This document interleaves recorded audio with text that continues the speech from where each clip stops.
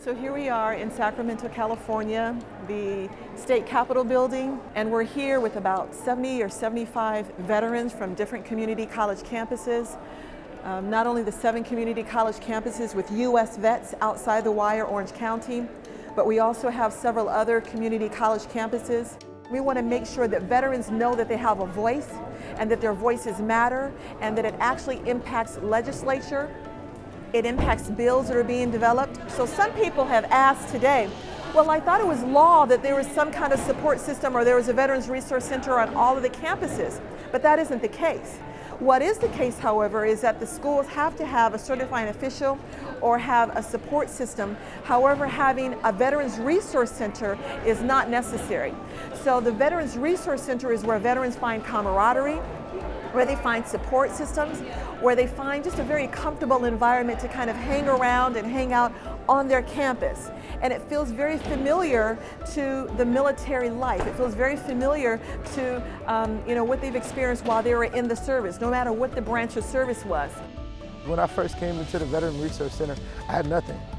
I was a broken man. I was suffering from PTSD. The only thing that I needed at the time was just somebody to tell me it's going to be okay and that I'm not crazy.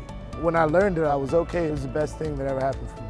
And that's what I got when I came into the Veteran Resource Center. One of my friends actually went to Irvine Valley College and he told me about the amazing veteran program. So once I moved back out here, I checked it out and began attending there, and I was blown away by the services I received.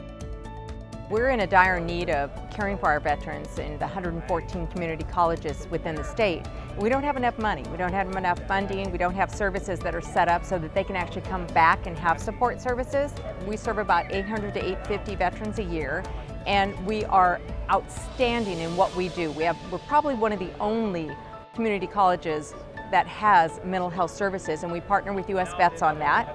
We bring in interns, we have outside partners, we have everybody that comes in, even the VA, and they come and enroll students right there. We have disability certification, voc rehab, everything in one spot.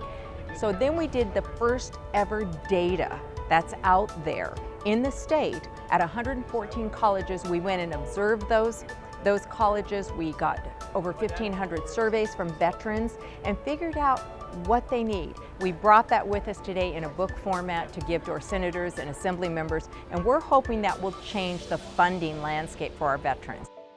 I grew up as a low-income family, grew up very poor. I decided to join the Marine Corps, living in a bad neighborhood and trying to get out of that environment. And then once I joined the Marines, I picked up pretty well and did really well in the Marine Corps, but I decided to get out of the Marine Corps after my 3rd deployment to Iraq. After I got out, I attended the community college system. And I kind of struggled with my transition a little bit, and that's why I'm here today to kind of advocate for veterans to kind of make sure they get the services they need as they're transitioning over from the military to the community college life. Things like mental health, those kind of get put on the back burner. A lot of people don't understand that there's a lot of those issues that come with being a veteran, and one of the great things about the Veterans Resource Center is that they provide something like that. And we have a counselor, but we need more. We need to be able to provide more for those students, for those veterans, and that's why we're here. It's so important to get that funding for the Veterans Resource Center.